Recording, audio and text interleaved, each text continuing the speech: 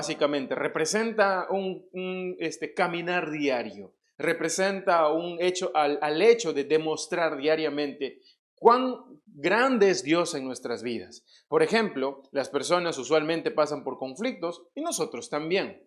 Las personas pasan por declives económicos, nosotros también.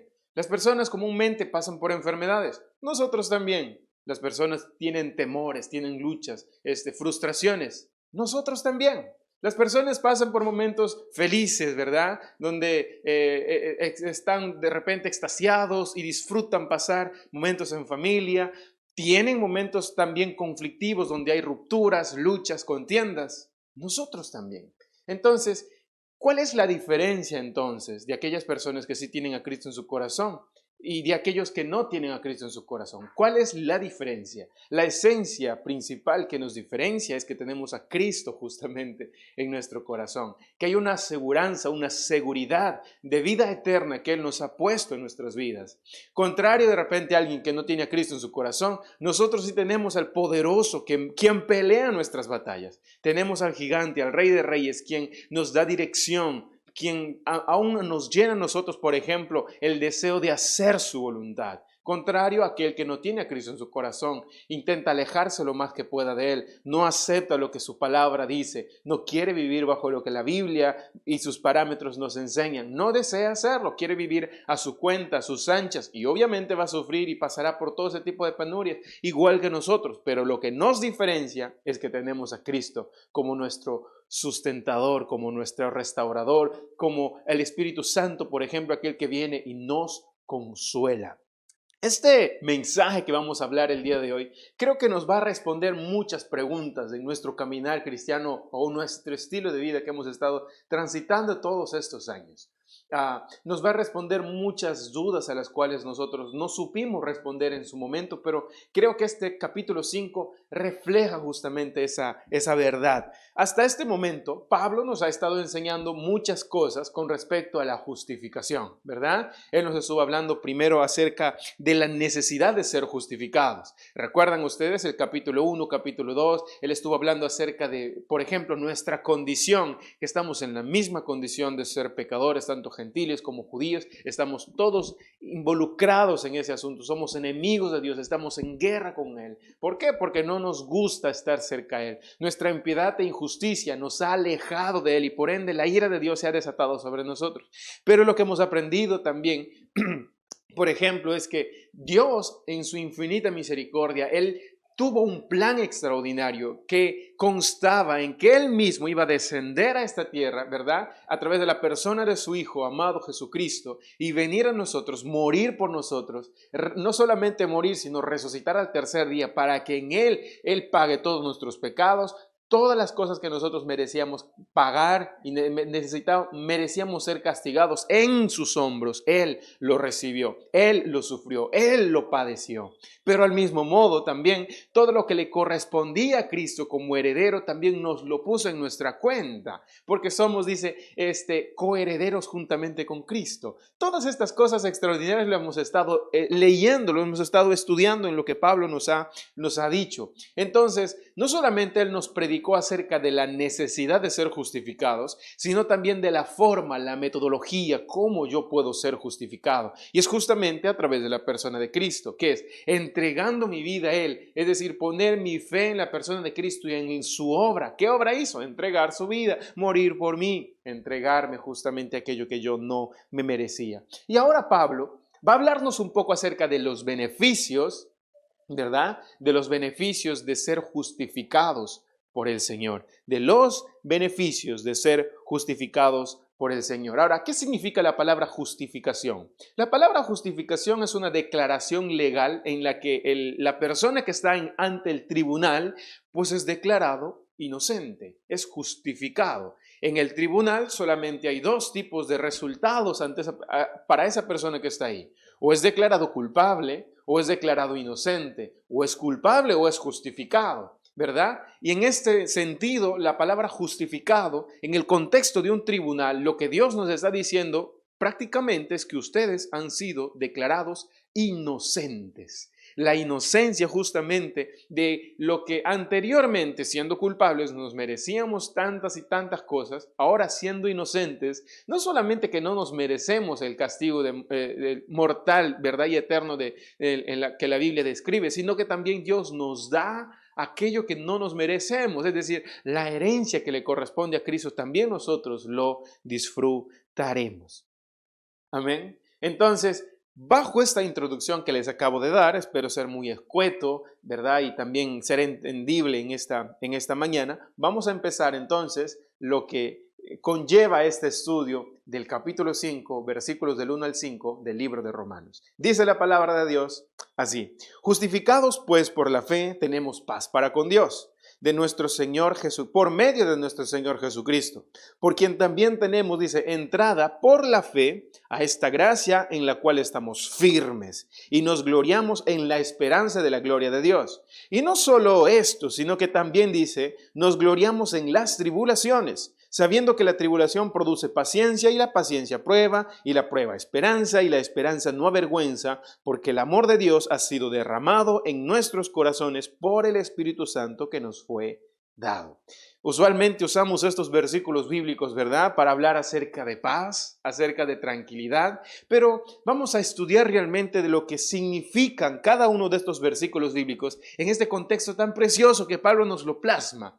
¿Cómo y qué significan? ¿Qué representa cada palabra que él ha descrito basado en lo que él habló anteriormente? Recuerdan que en el capítulo 3, casi finalizando, de los versículos 27 hasta el final, él se cuestiona o se plantea unas interrogantes, que en el capítulo 3 él lo responde de una forma más sencilla o más puntual. Ya en el capítulo 4 él se extiende, ¿verdad?, y desarrolla un poco más respondiendo estas preguntas. Entonces, es decir, hablando todo esto anteriormente, vamos a continuar lo que en el capítulo 5 nos dice. En el original, o en lo que la traducción bíblica también nos dice, cuando él dice, justificados pues por la fe, dice, en pocas palabras también, por esta razón, justificados. Por esta razón, es decir, por todo lo que ya pude exponer anteriormente. Justificados pues por la fe, tenemos paz para con Dios. ¿A qué tipo de paz se refiere Pablo cuando él nos describe acá? ¿Es esa paz acaso en el que nosotros nos sentimos tranquilos y serenos cuando pasamos por tribulaciones? ¿A esa paz se está refiriendo Pablo? Seguramente que sí o seguramente que no, pero ¿qué nos dice realmente la Biblia? ¿Qué nos trae a colación justamente la palabra de Dios? La palabra paz básicamente no se refiere a lo que hace un momento he comentado. Por ejemplo, en Filipenses capítulo 4, verso 7 dice, y la paz de Dios, que sobrepasa todo entendimiento, guardará vuestros corazones y vuestros pensamientos en Cristo Jesús. Esta es la paz de Dios.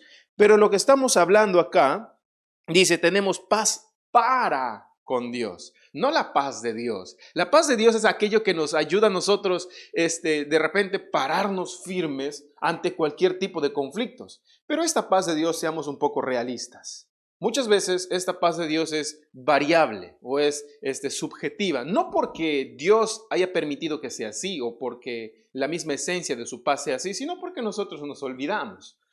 Algunas veces pasamos por tribulaciones o por momentos de dificultad y lo que menos de repente nos aferramos en ese momento es a la paz y nos descontrolamos y a veces metemos la pata y muchas veces nos desesperamos y caemos muchas veces en la desesperación. ¿Por qué? Porque nos hemos olvidado que ya en la Biblia Él nos habla y nos da la paz de Dios. Pero ¿por qué es invariable o variable, mejor dicho? ¿Por qué es en este caso variable? No porque la paz misma de Dios sea variable, sino porque nosotros lo hacemos variable y nos solemos olvidar. Ese es el conflicto, el problema que nosotros tenemos. Por eso, en ese sentido, esta paz de Dios es subjetiva y es variable. Pero la paz que está hablando acá Pablo, justificados pues por la fe, tenemos paz para con Dios, no la paz de Dios, sino paz para con Dios, está hablando de una paz objetiva e invariable. Una paz objetiva e invariable. Es decir,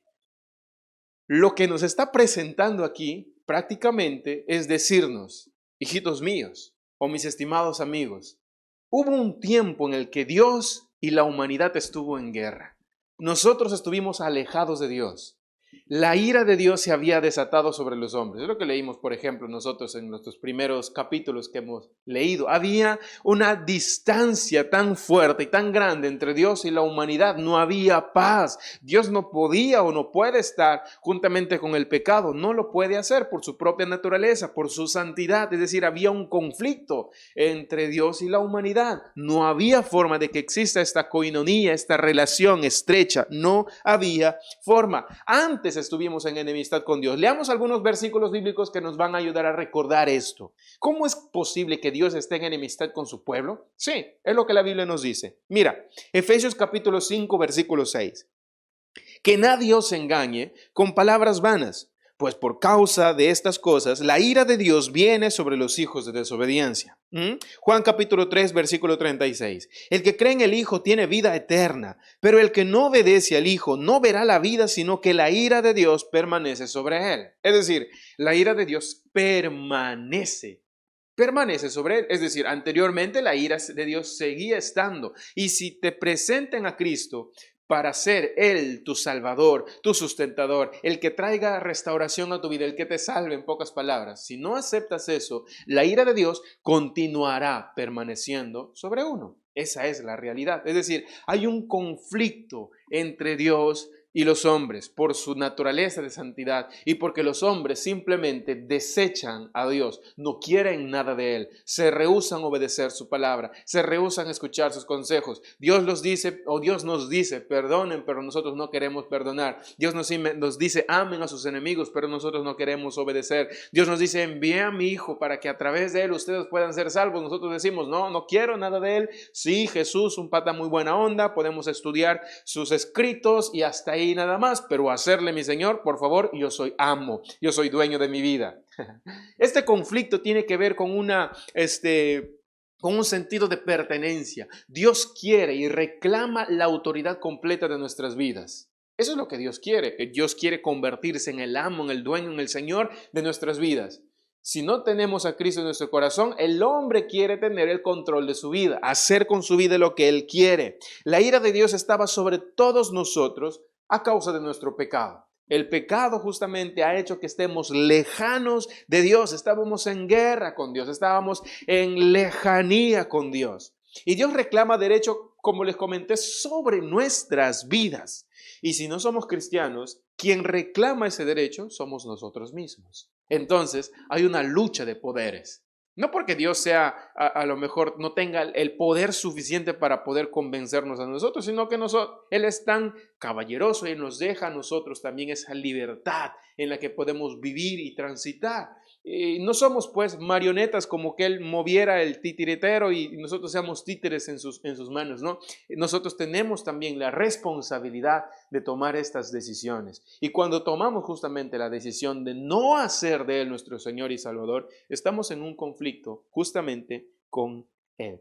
Pero esta guerra termina cuando nosotros nos rendimos. Imagínate que estamos en guerra frente a una de las más grandes potencias. Yo no quiero que eso suceda, pero solamente lo usamos a colación, lo ponemos a colación para el ejemplo. Imagínate que estamos en guerra con uno de los países con toda el arma bélica más fuerte y más potente que nunca antes hayamos visto. Y nosotros estamos con los mismos armamentos rudimentarios y cosas por el estilo. Él viene, presiona, ¿verdad? Y hace sobre nosotros estallidos y todo lo demás. Y finalmente, viendo nuestra condición, que no podemos dar más, lo que hacemos es levantar bandera blanca y decir, me rindo, me rindo, me rindo, me rindo. Lo mismo sucede. Obviamente no hay ningún ejemplo que demuestre claramente lo que aquí sucede, pero nos ayuda a entender un poco. El tan fuerte poder de Dios está constantemente a nuestras vidas diciéndonos qué es lo que debemos hacer. Y cuando fallamos nos damos cuenta de sí, realmente necesité de Dios. Realmente debía haber escuchado esto de Dios. Realmente debía de haber puesto en práctica cada cosa que Él me enseñó, pero no lo quise hacer. ¿Por qué? Porque fui un rebelde. No quise escucharlo. No quise obedecer su voz.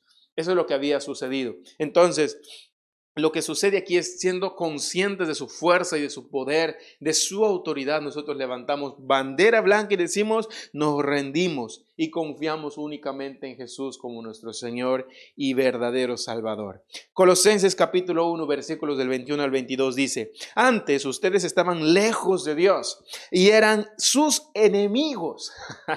Lo dice literalmente la Biblia. Antes ustedes estaban lejos de Dios y eran sus enemigos, pues pensaban y hacían lo malo. Sin embargo, ahora Dios los ha hecho sus amigos por medio de la muerte de su Hijo, quien se hizo hombre. Dios lo hizo así para que ustedes pudieran presentarse ante Él sin pecado y libres. Sin pecado y libres. Estas últimas palabras, sin pecado y libres, gracias a la muerte de Jesucristo, nosotros podemos presentarnos ante Dios. Recuerden que el factor que permite enemistad entre Dios y los hombres es la pecaminosidad del hombre, el pecado. Y gracias a Jesucristo, nosotros nos podemos presentar sin pecado. Y lo que es mucho mejor, libres. No que antes yo estaba libre, no que antes yo siendo el amo, el dueño, el señor de mi vida era libre. No, lo que nos revela es que nosotros justamente éramos esclavos al pecado, esclavos al enemigo, esclavos al diablo, a Satanás y a todas las pasiones que él nos pudo haber presentado en bandeja de plata. Contrario a lo que la gente dice, si yo no tengo a Cristo en mi corazón, soy una persona libre. No, venir a Cristo es justamente ser libres. Venir a Cristo es romper las cadenas de la esclavitud del pecado y sujetarnos a la presencia de Dios en libertad. Eso es lo fascinante, en libertad. Por eso es tan importante eso, dice, ante Él sin pecado y libres de culpa. ¡Ja! Libres de culpa. Qué hermoso es que un día, después de todas las cosas que nosotros hemos hecho, nos hemos arrepentido de nuestros pecados. Dios vino y redime nuestro corazón, nuestra vida completa. Y un día podemos estar ante Él libres, tranquilos, en paz, libres de culpa. No es que mira lo que hice, libres de culpa. Eso es lo que Dios nos quiere entregar. Segunda de Corintios capítulo 5, versículos del 18 al 20 dice, y todo esto procede de Dios, quien nos reconcilió consigo mismo por medio de Cristo y nos dio el ministerio de la reconciliación. A saber que Dios estaba en Cristo reconciliando al mundo consigo mismo, no tomando en cuenta a los hombres sus transgresiones, y nos ha encomendado a nosotros la palabra de la reconciliación. Por tanto, somos embajadores de Cristo, como si Dios rogara por medio de nosotros en nombre de Cristo, os rogamos, reconciliaos con el Señor. Entonces, la esencia de esto es que la reconciliación con Dios es tan necesaria para todos los hombres que el factor para que esa reconciliación exista es la persona de Cristo. Y como nosotros ya recibimos la reconciliación, ahora hay una necesidad que impera en nuestros corazones de compartir este evangelio a los demás. Necesitan reconciliarse con el Señor. Lo necesitan, porque si no nos reconciliamos con el Señor, lo que hay es guerra, es enemistad. Es lejanía, no hay unidad, no hay coinonía, no existe esto que nosotros llamamos cercanía con Dios. Obviamente algunas personas dirán, pero yo no tengo Cristo en mi corazón, pero tampoco es que estoy en guerra con Dios. Tú quizás. Pero lo que nos enseña la Biblia es que Dios está en guerra con nosotros. Dios está en conflicto a causa de nuestro pecado. Y si quieres tú tener cercanía con Dios, la única forma, el único medio es la persona de Cristo, es entregar nuestra vida a Él. Eso es lo que nos enseña la Biblia. Básicamente acá en este versículo que acabamos de leer. A veces nosotros no entendemos muy bien lo que significa reconciliación, lo que acabamos de leer, ¿verdad? Porque hemos perdido un poco la esencia misma de la palabra. Si nosotros, por ejemplo, lo usamos en nuestro contexto, ¿qué significa reconciliación? Pues reconciliación significa que un día pues estamos muy bien, pero al día siguiente nos podemos pelear, no nos hablamos y punto. Pero de repente más adelante otra vez nos reconciliamos, pero más adelante otra vez nos libramos y nos zafamos y estamos en conflicto. La reconciliación al cual se refiere la Biblia tiene durabilidad, es perpetua. Esta reconciliación ya no va básicamente a estar sujeta a que más adelante, por lo que los hombres vayan a hacer, pues esta reconciliación se termina y se acaba. Esta reconciliación es perpetua. Cuando nosotros nos reconciliamos con Dios a través de Cristo, a través de la persona de su Hijo amado Jesucristo, esta reconciliación perdura, es perpetua. Amén. Dice, justificados pues por la fe, tenemos paz para con Dios. Ahora estamos en paz con Él. Podemos tener cercanía con Él por medio de nuestro Señor Jesucristo. Qué precioso, ¿verdad? Segunda de Corintios capítulo 5, versículo 21 dice, al que no conoció pecado, le hizo pecado por nosotros para que fuéramos hecho justicia de Dios en él. Mis estimados hermanos, cuando entregamos nuestra vida a Cristo, ya Dios no nos ve como transgresores. Dios nos ve como hijos amados. Dios nos ve como sus hijos, como sus amados de Dios. Él nos ve así. ¿Por qué? Porque Él ve justamente la obra maravillosa de Cristo en nosotros. Su obra maravillosa en nosotros. Lo mismo que Dios le pudo haber dicho a Jesús cuando Él estuvo bautizándose, ¿verdad? Y Él dice, este es mi Hijo amado en quien tengo complacencia. Lo mismo Él puede decir ahora de nosotros, porque la obra de Cristo está operando en nuestras vidas. Cuando Cristo nos cuando Dios nos ve al mismo Cristo, glorificado en nuestras vidas. Eso es lo precioso. Por eso, ya no depende de lo que yo sienta. Seamos serios. Algunas veces nosotros hemos sentido de que ya Dios no está a nuestro lado. Ya no siento a Dios en mi vida, ya no siento que Él está acá, pero no depende de tus sentimientos, depende de lo que pasó en la cruz del Calvario. Eso es, depende de lo que pasó en la cruz del Calvario. Y aquí es lo que los teólogos llaman la doble imputación. Si quieres anotar, de repente estudiarlo un poquito más a fondo, más adelante, lo puedes hacer. En teología se llama la doble imputación, es decir, primero, el hombre imputa todos sus pecados a Cristo. Es decir, Él paga por todo lo que nosotros nos merecíamos. Todos nuestros pecados, todas nuestras transgresiones en el cuerpo mismo de Cristo. Él pagando. Y lo otro es que Dios imputa todo lo que a Cristo le corresponde a nosotros. Es como si tuviéramos una cuenta libre de cualquier otra cosa y Dios nos dice, pues toda esta herencia pues la pongo en tu cuenta. Toda esta herencia que le correspondía a Jesucristo ahora lo pongo en la tuya. Dios nos imputa la justicia perfecta de Cristo. Por eso es que cuando Él nos ve a nosotros, nos ve justos, no por nuestra justicia propia, sino por la justicia de Cristo. ¿Y cuál es la justicia de Cristo? Pues es perfecta, es maravillosa, tan profunda, porque obviamente es el mismo Dios. Su justicia es santa, es buena, es extraordinariamente santa. Y esa justicia reposa sobre nosotros. Por eso es que no depende de mis sentimientos, no depende de mis emociones, sino depende de la gracia de Dios que estuvo dispuesto a entregar a su Hijo a morir por nosotros. Amén. Por eso, Él puso en nuestra cuenta todo lo que le pertenece a Jesucristo. Nosotros imputamos nuestros pecados, Él de vuelta nos imputa todo lo que le corresponde a Cristo, es decir, su justicia divina y santa nos lo pone en nosotros. Para hacer un ejemplo y se puede entender, es como que aparte de que nos perdona nuestras deudas, Él pone justamente en nuestra cuenta corriente toda su herencia en nuestra cuenta. Amén. Por eso podemos decir con seguridad que somos pues millonarios espiritualmente hablando. Tenemos todas las garantías, todo lo que a Cristo le corresponde lo tenemos también nosotros como coherederos juntamente con Cristo. Por eso, seguramente algunas veces hemos sentido de que Dios no está a nuestro lado. Yo no siento a Dios, pero si entregaste tu vida a Jesús, no hay nada que pueda separarte de su amor. Nada nos puede separar del amor de Cristo, incluso cuando somos disciplinados. Incluso cuando somos disciplinados. No significa que la ira de Dios se ha desatado sobre nosotros, no.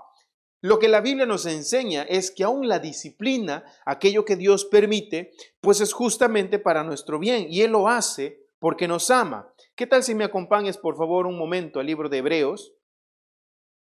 Hebreos capítulo 12. Hebreos capítulo 12, versículos del 1 al 13. Ahí está. Hebreos capítulo 12, versículos del 1 al 13. Dice la Biblia así. Por tanto, nosotros también, teniendo en derredor nuestro tan grande nube de testigos, despojémonos de todo peso y del pecado que nos asedia y corramos con paciencia la carrera que tenemos por delante, puestos los ojos en Jesús, el autor y consumador de la fe, el cual por el gozo puesto delante de él sufrió en la cruz, menospreciado el oprobio, y se sentó a la diestra del trono de Dios. Considerad aquel que sufrió tal contradicción de pecadores contra sí mismos, para que vuestro ánimo no se canse hasta desmayar, porque aún no habéis resistido, dice, hasta la sangre, combatiendo contra el pecado, y habéis ya olvidado la exhortación que como a hijos se os dirige, diciendo, escucha esto, hijo mío, no menosprecies la disciplina del Señor, ni desmayes cuando eres reprendido por él, porque el Señor al que ama o al que desata su ira, al que ama, ¿verdad? Disciplina y azota a todo el que recibe por hijo. Si soportáis la disciplina, Dios os trata como a hijos. Perdón, si soportáis la disciplina, ¿está bien? Dios os trata como a hijos, porque ¿qué hijo es aquel a quien el Padre no disciplina? Pero si se os deja sin disciplina, de la cual todos han sido participantes, entonces sois bastardos y no sois hijos. Por otra parte, tuvimos a nuestros padres terrenales que nos disciplinaban y los venerábamos. ¿Por qué no obedeceremos mucho mejor al Padre de los Espíritus y viviremos? Y aquellos ciertamente por pocos días nos disciplinaban como a ellos les parecía, pero para lo que nos es provechoso, para que participemos de su santidad. Es verdad que ninguna disciplina al presente parece ser causa de gozo, sino de tristeza, pero después da fruto apacible de justicia a los que en ella han sido ejercitados. Amén. Es decir, aún las cosas que nosotros tengamos que pasar y de repente sean conocidos como parte de la disciplina del Señor, no significa que Él lo esté usando pues como una especie del desatar de su ira sobre nosotros, porque la ira de Dios se desata sobre aquellos que no son sus hijos, sobre aquellos hijos de desobediencia, sobre ellos se desata la ira de Dios, pero sobre nosotros es justamente la disciplina, que en su momento nos va a traer pues motivo de gozo, en su principio o en el principio. ¿A quién le gusta la disciplina? Oh, me encanta que me disciplinen, me encanta que me disciplinen, pero no, en un principio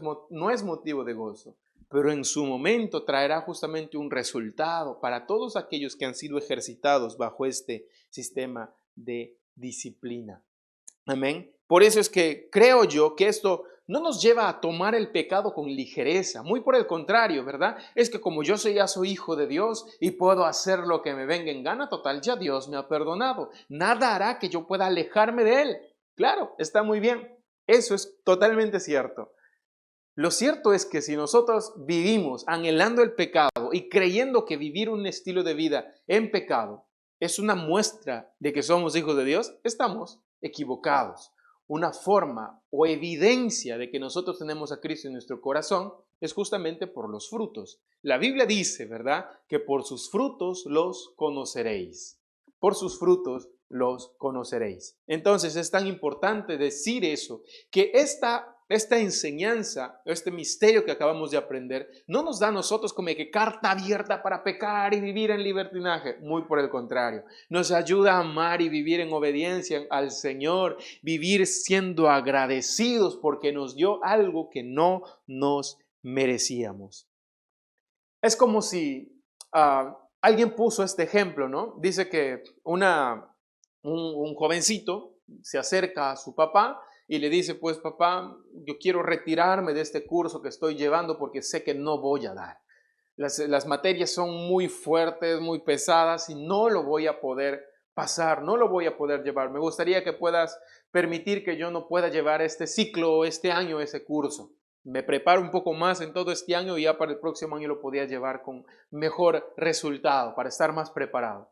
Este padre, junto a su hijo, se van justamente a este centro de estudios, conversan con la profesora y le dicen esta cosa que está pasando con su hijo, ¿verdad? Él no se siente capacitado, no se siente capaz de poder llevar este curso. Y lo que la maestra le dice, ¿qué tal si te digo que tú tienes asegurado la aprobación del curso? ¿Tú lo llevarías? Claro, por supuesto, ahí sí. Si yo te digo, entonces yo te puedo decir que sí, estás completamente seguro de que al final del curso tú vas a sacar una muy buena nota. Vas a salir aprobado.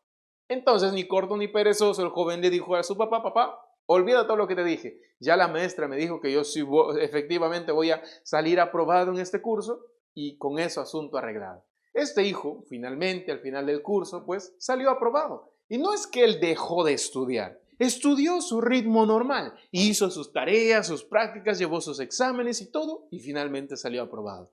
Al final de todo, su papá se acerca a la maestra y le dice, pues, ¿qué pasó acá? No entendí un poco. Mira, no es que yo le haya dado privilegios a él para sacar notas aprobatorias, no. Lo mismo, es más, le puse algunas pruebas más fuertes inclusive a él. Pero lo que hice es quitarle la duda, quitarle aquello que él creía que no podía hacer. Su incapacidad lo quité. Pero obviamente él tenía ya su nota aprobada. Él siguió su vida normal, ejercitándose, haciendo todo lo que debía hacer y justamente salió aprobado. No porque justamente yo le haya hecho un favor, qué sé yo, por debajo de la mesa lo haya aprobado. No, él sí o sí saldrá aprobado. Miremos esto ahora del plano espiritual. Es como si nosotros tuviéramos asegurado la nota final de Cristo en nuestros exámenes, en nuestras evaluaciones.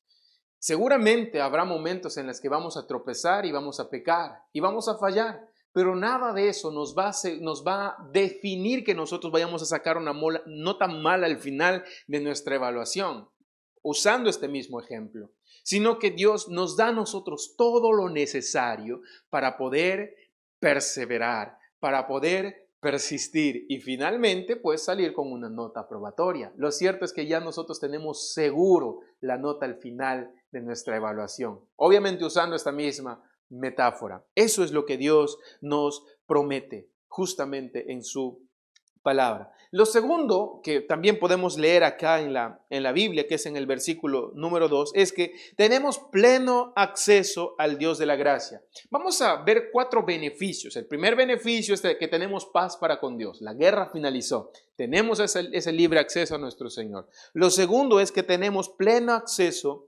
al Dios de la gracia. Versículo 2 dice, por quien también tenemos entrada por la fe a esta gracia en la cual estamos firmes y nos gloriamos en la esperanza de la gloria de Dios. Estamos firmes, tenemos entrada por la fe a esta gracia en la cual estamos firmes. La firmeza acá, que se traduce básicamente, tiene que ver con perpetuo. Tenemos una entrada perpetua al trono de la gracia de Dios, al Dios de la gracia. Tenemos ese acceso firme.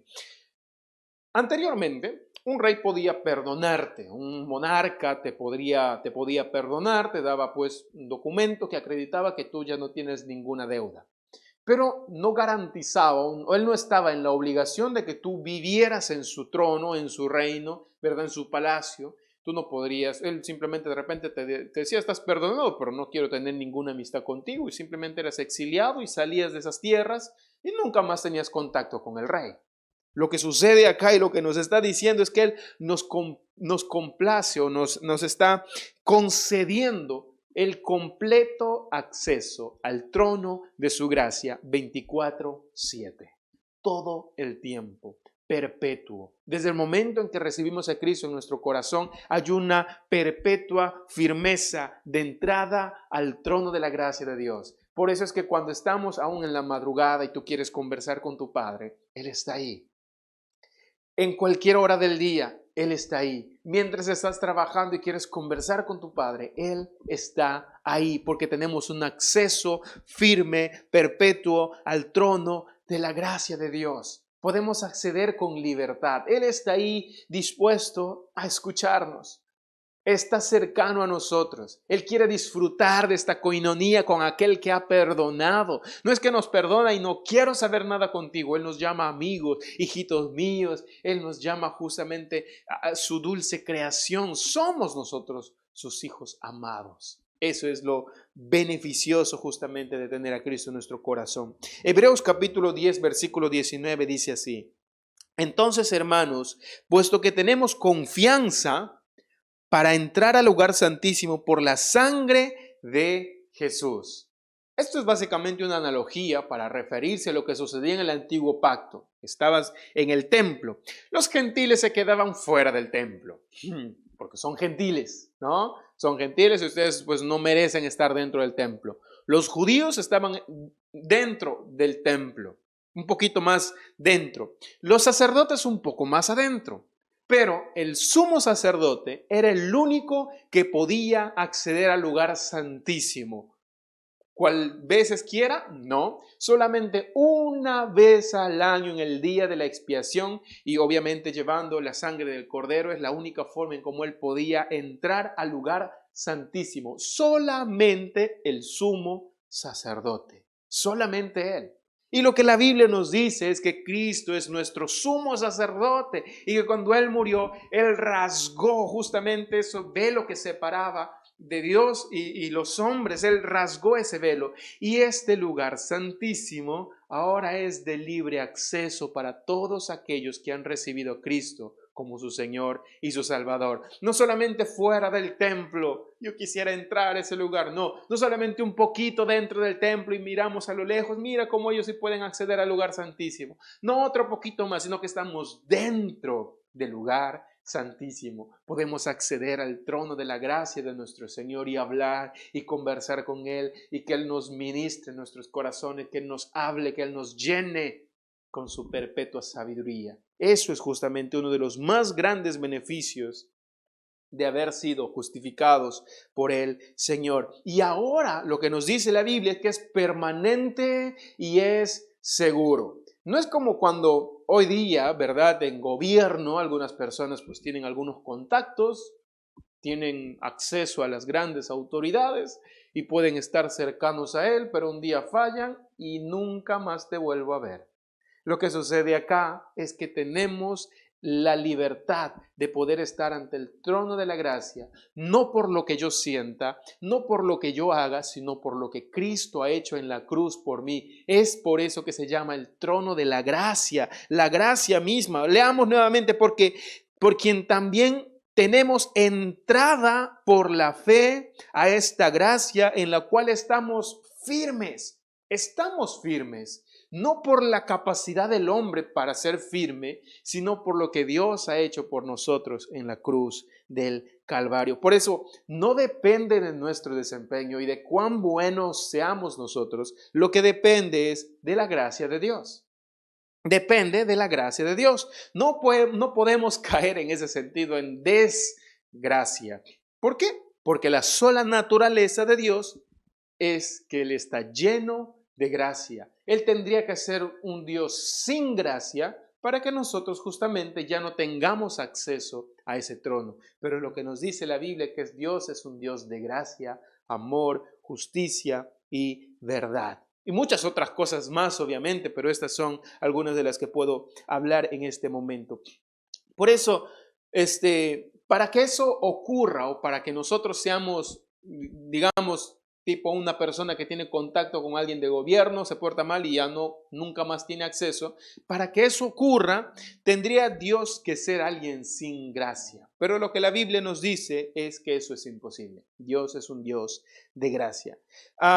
¿Qué tal si me acompañas un ratito, por favor, ahí nada más al libro de Romanos capítulo 8, solo para adelantarnos un poco lo que vamos a ver más adelante.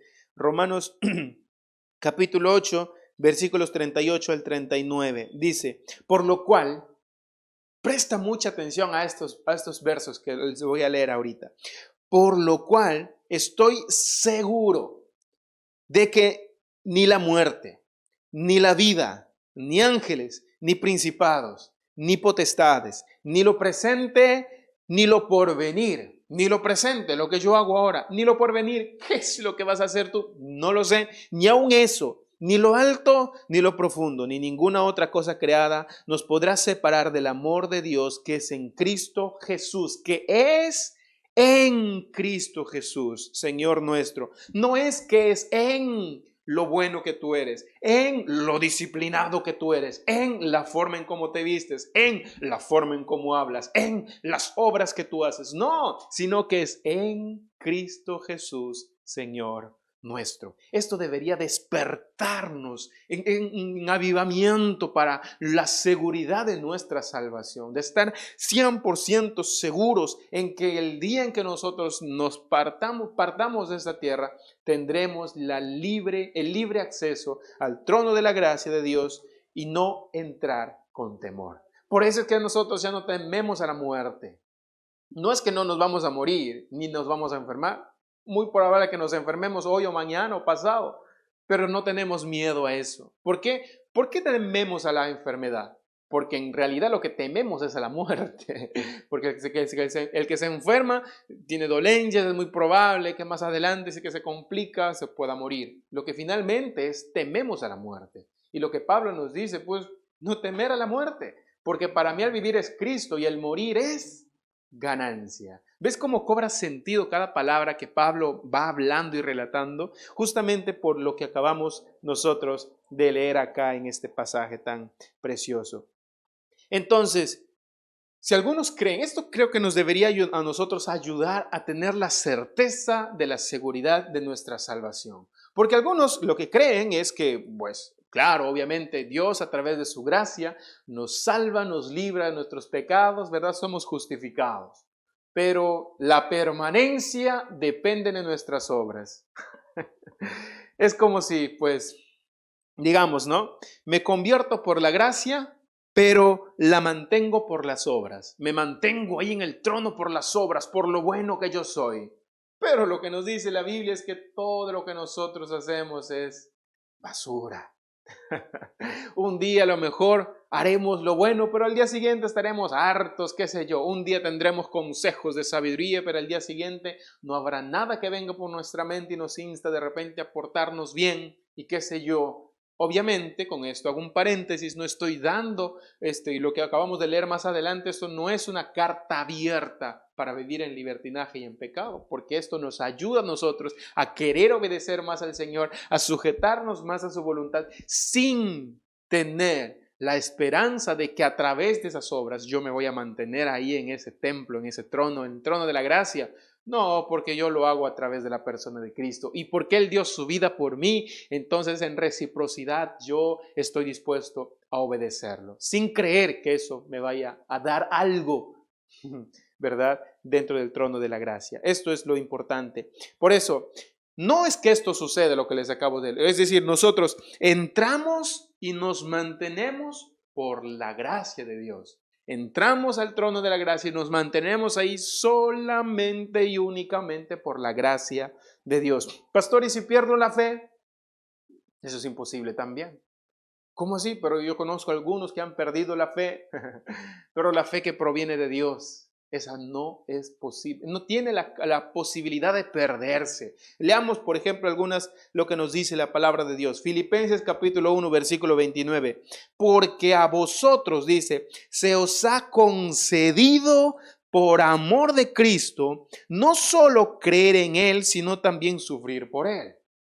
Es decir, a nosotros se nos ha concedido esa fe. Aparte, la fe simplemente es el instrumento, no es el motivo de la salvación. Si perdemos la fe, es más, ni siquiera eso lo podemos perder porque a nosotros se nos ha dado por amor. El creer esa fe, para creer en Dios se nos ha dado a nosotros. Y aun si existiera la posibilidad de perder la fe, aparte, la fe es solamente el instrumento de salvación, pero no es el motivo de nuestra salvación. ¿Quién o qué es el motivo de nuestra salvación? La persona de Cristo. Él es el motivo que fuimos salvados, es la gracia de Dios, no nuestra fe, la gracia de Dios que entregó a su Hijo a morir por nosotros, no nuestra fe. La fe es el instrumento, ni siquiera es tuyo, Él te lo da, ¿verdad? Dice, porque a vosotros se os ha concedido, a ti te he dado por amor de Cristo, no solo creer en Él, a ti te he dado el creer, porque la Biblia dice, porque Él nos da, así como el querer como el hacer, Él nos lo pone en nuestros corazones. Es el fruto del Espíritu Santo en nuestros corazones, en nuestro interior, aún para que nos dé la capacidad de creer en Él. Porque en nuestras fuerzas es imposible que corramos a Dios, porque nuestra naturaleza es pecaminosa. Necesitamos el favor de Dios para que podamos tomar esa decisión. El tercer beneficio que podemos leer también en estos pasajes es que nos gloriamos en la esperanza de la gloria de Dios. Mira lo que dice en la segunda parte del verso 2. Leamos todo. Dice, por quien también tenemos entrada por la fe a esta gracia, ¿verdad?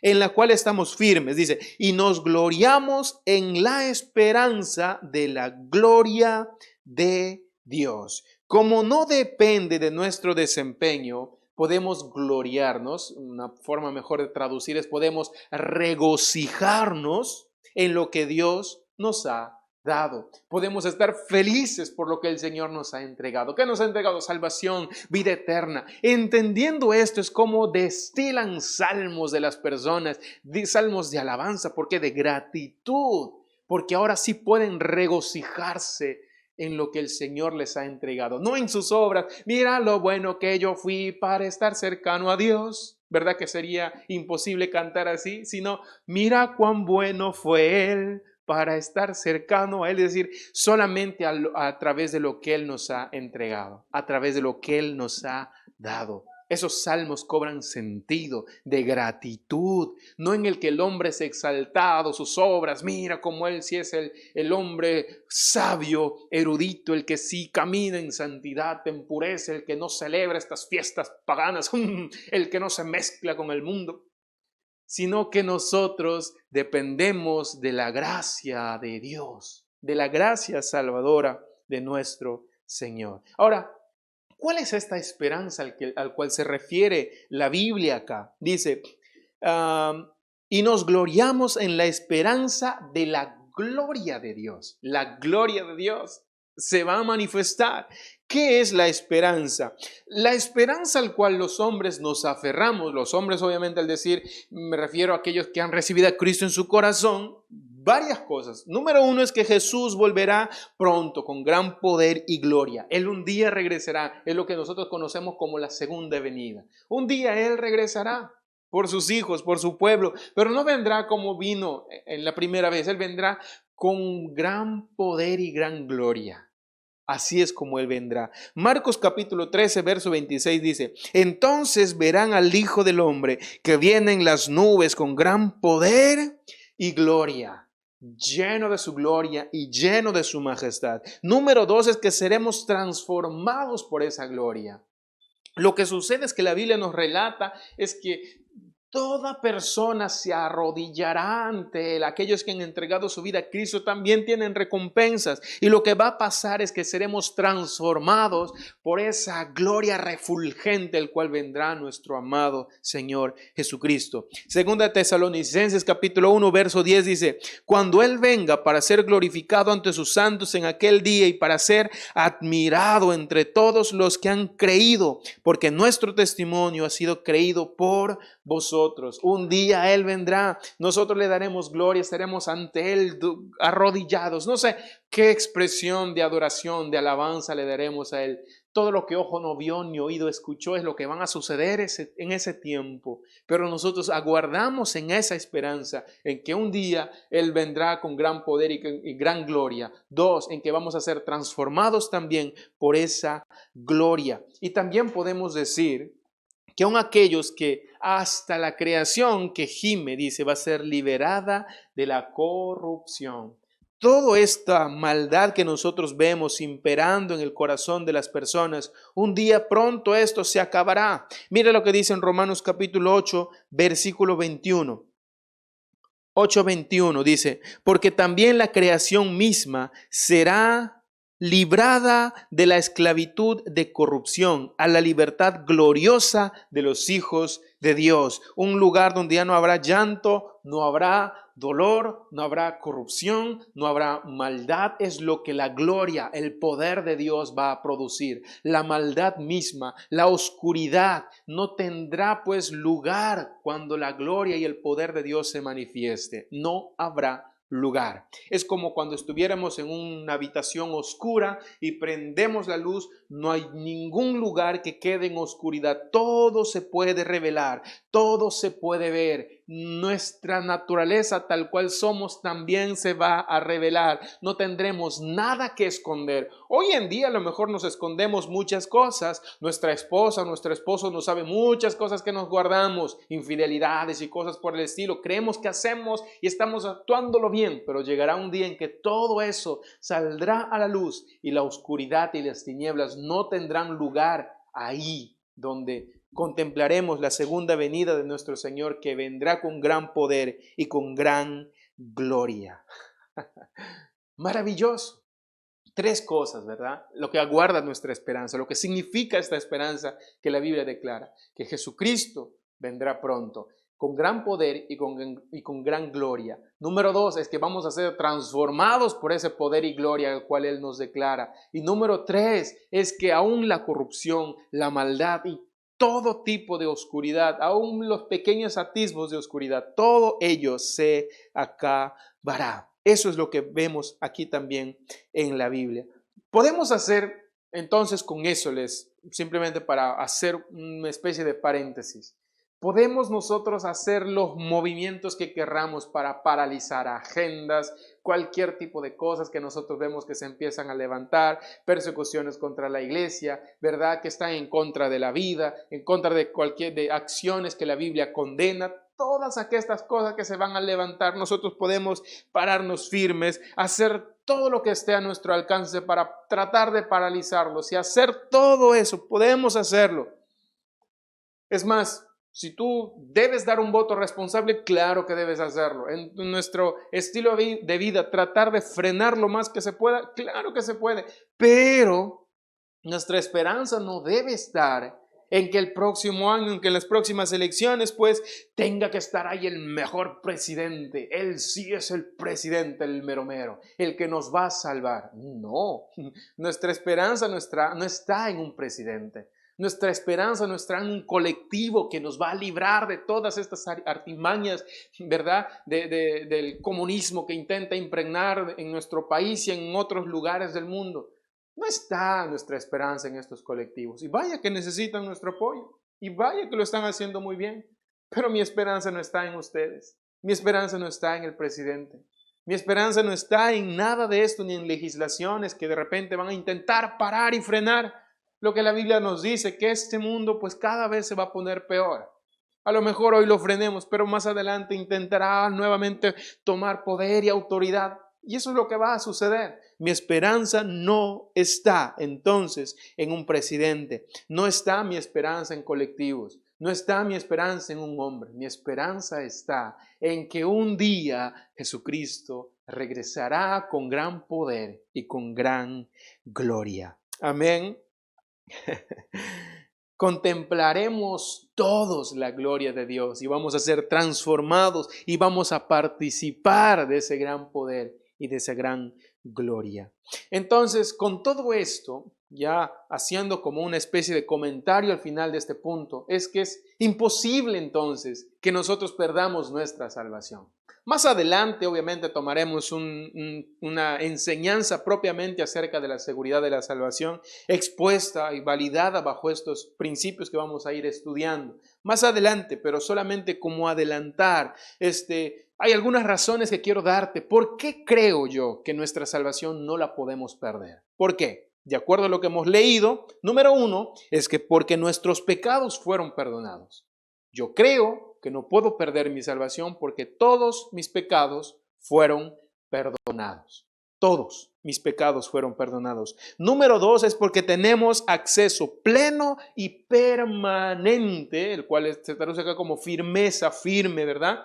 Tenemos acceso pleno y permanente al trono de la gracia de Dios. Y número tres es que tenemos la esperanza de la gloria de Dios. Él nos asegura que estaremos disfrutando de esa esperanza. ¿Cómo que si yo voy a perderlo y Él me está asegurando de que voy a disfrutar de esa esperanza? Es justamente porque ya Él ha establecido de que todos sus hijos pues lleguen, perseveren y sean aquellos que culminen justamente esta carrera. No porque lo fuerte y lo santo que sean, no, sino porque Él es un Dios de gracia. Amén. Por eso no depende de nosotros. Juan capítulo 17, versículo 24. ¿Quieres anotarlo? Me gustaría que lo hagas. Dice así: Padre, aquellos que me has dado, quiero. Aquellos que me has dado, quiero que donde yo estoy, también ellos estén conmigo, para que vean mi gloria que me has dado, porque me has amado desde antes de la fundación del mundo. Somos nosotros entonces llamados los amados de Dios. Estuvimos nosotros antes de la fundación del mundo también así. Nosotros, así como Él, también nosotros. ¿Recuerdan ustedes a Jeremías? Dice, antes de que él naciera, antes de que su padre y su madre le conocieran, ya Dios le había establecido como profeta a las naciones. Ya Dios le había establecido a él antes de la fundación del mundo. Antes de la fundación del mundo también, él ya sabía que tú ibas a entregar tu vida a Cristo. Porque no hay tiempo que le detenga o que lo limite al Señor. Él conoce todos los tiempos, pasados, presentes y futuros. Es por eso que Él conoce aún nuestro futuro sin necesidad que Él puede verlo inmediatamente, puede ver nuestro pasado, nuestro presente y nuestro futuro. Y lo que Él nos dice al contemplar todos los tiempos es que ustedes tienen el acceso al trono de mi gracia y pueden aguardar seguros en esta esperanza de ver la gloria de Dios. Amén. Eso es lo que nos dice la palabra de Dios. Y lo cuarto que sucede como beneficio es que también nos gloriamos en las tribulaciones. Sí, nos gloriamos en las tribulaciones. Vamos a ver lo que nos dice en la palabra en el versículo 3 y hasta adelante. Y dice, y no solo esto, sino que también nos gloriamos en las tribulaciones, sabiendo que la tribulación produce paciencia, y la paciencia prueba, y la prueba esperanza, y la esperanza no avergüenza, porque el amor de Dios ha sido derramado en nuestros corazones por el Espíritu Santo que nos fue dado. ¡Qué increíble! Aquí estamos viendo 4 eslabones que no se rompen. Estos 4 eslabones no se rompen, porque muchas veces nosotros la hemos leído de esta forma, ¿no? Es que, y no solo esto, sino que también nos gloriamos en las tribulaciones. Dios nos ha dado la capacidad de poder gloriarnos en las tribulaciones. Él nos da esa capacidad, sabiendo que la tribulación produce paciencia. A veces hemos creído, tú debes de entonces ser consciente de pasar por las tribulaciones para que recién puedas tener paciencia. No, Dios nos ha capacitado. Nos ha dado la capacidad de soportar en las tribulaciones. Y esto, por consiguiente, el resultado va a ser paciencia. Y esta paciencia pues va a traer prueba, lo que se llama básicamente el carácter probado, es decir, cuando tú eres probado, todo esto es consecutivo. Y la paciencia finalmente esperanza. Vuelve nuevamente a hablar de la esperanza. Pareciera un ciclo ahí. Pero todo eso Dios nos lo ha puesto ahí diciendo que ustedes van a pasar por cada una de estas cosas. Pasan constantemente por cada una de estas cosas. Regocijarnos en medio de los sufrimientos. Miremos lo que la Biblia nos dice, algunos pasajes bíblicos para entenderlo un poco. Juan capítulo 16, versículo 33. Dice, si no gozaos, dice, por cuanto sois participantes de los padecimientos de Cristo, para que también en la revelación de su gloria os gocéis con gran alegría. Si sois vituperados por el nombre de Cristo, sois bienaventurados, porque el glorioso Espíritu de Dios reposa sobre vosotros. Ciertamente, de parte de ellos, Él es blasfemado, pero por vosotros es glorificado. Seguramente por nuestra tarea de ser cristianos, en el ejercicio de la cristiandad, vamos a ser vituperados, perseguidos por la decisión que hemos tomado de seguir a Cristo. Ellos seguramente lo blasfemarán, pero a través de sufrir o soportar estos padecimientos, lo que nosotros hacemos es darle gloria, es glorificarlo al Señor, glorificarlo a Él. Primera de Pedro, Hechos capítulo 14, versículo 22 dice, confirmando los ánimos de los discípulos, exhortándoles a que permaneciesen en la fe y diciéndoles, es necesario que a través de muchas tribulaciones entremos en el reino de Dios. Entonces, mis estimados hermanos, las tribulaciones son necesarias. Las tribulaciones son necesarias. Ahora, haciendo un foco a lo que acabamos de leer, no nos está diciendo que nos gloriamos después de las tribulaciones. ¿verdad? No nos dice, gloriémonos pues después que hayan pasado las tribulaciones.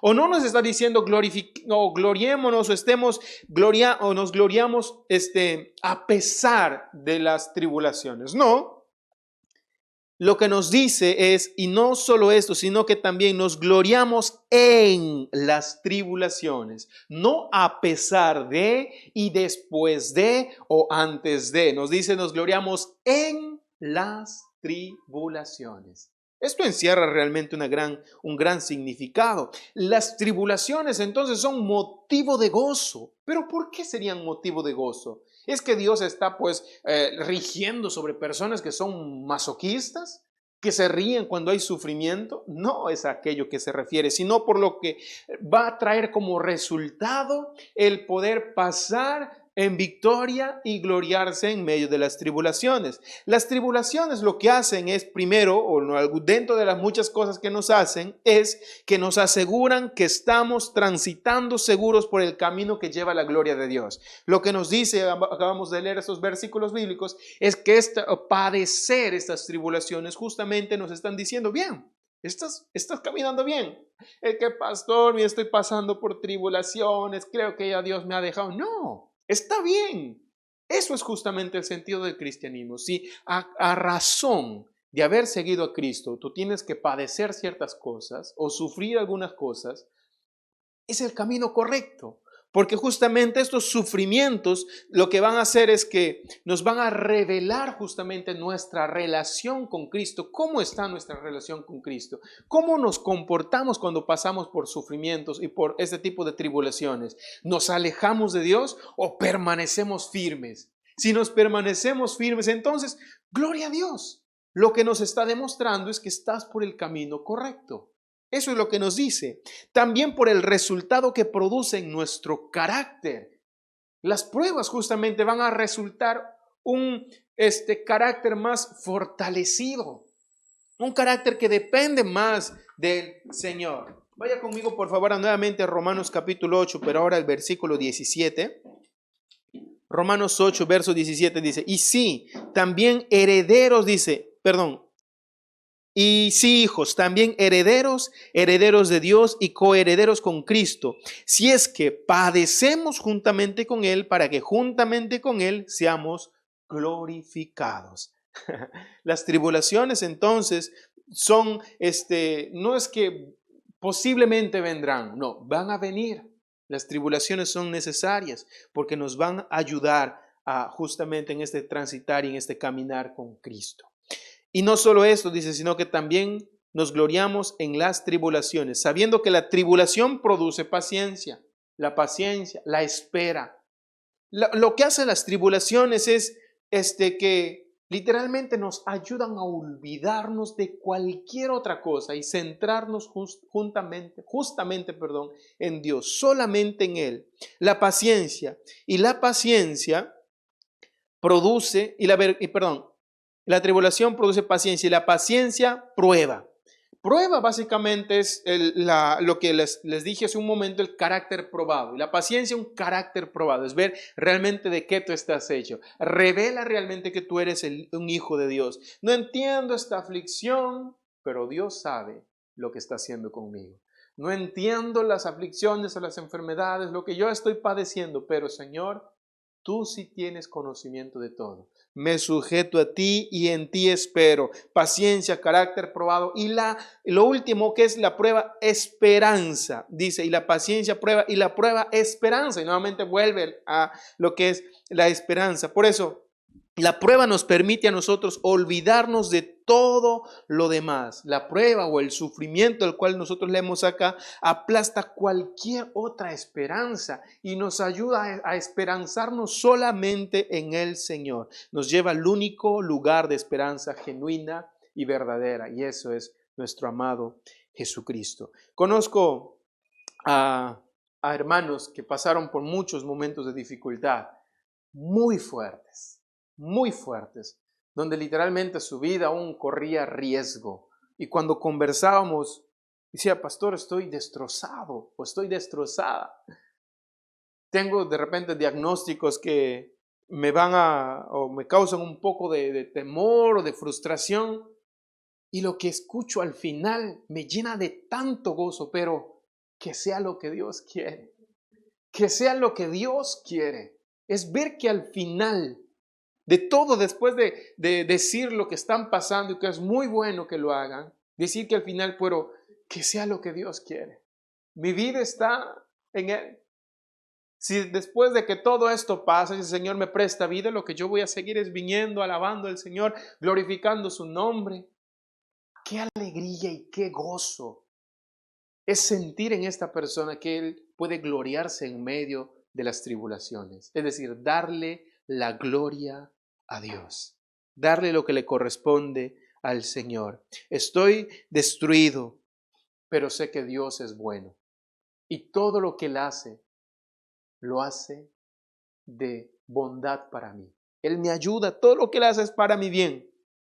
Este tipo de cosas lo que hacen es venir y derramarnos un diluvio de certeza y de esperanza del amor de Dios, porque es lo que nos dice al final en el verso 4, y la paciencia prueba y la prueba esperanza, y la esperanza dice no avergüenza. No es que un día estamos esperanzados, llega al final no hay nada.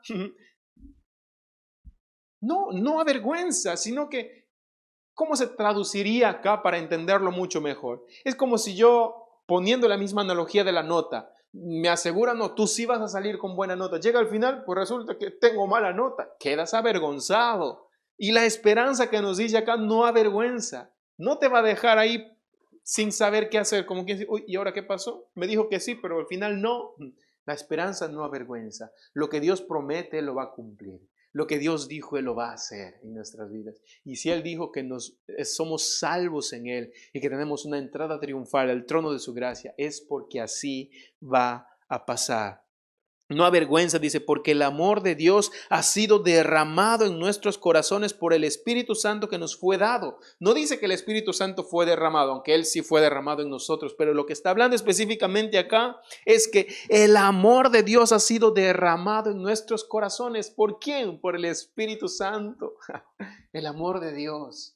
Una de las obras maravillosas del Espíritu Santo, de los trabajos del Espíritu Santo, es asegurarnos que Dios nos ama, es recordarnos que Dios nos ama. Y a través de las pruebas y las tribulaciones, viene y obra el Espíritu Santo en nosotros y nos recuerda, Dios te ama, Él te ama. El trabajo del Espíritu Santo, como hemos leído nosotros en Efesios, que es el sello, la garantía de nuestra salvación, es justamente eso.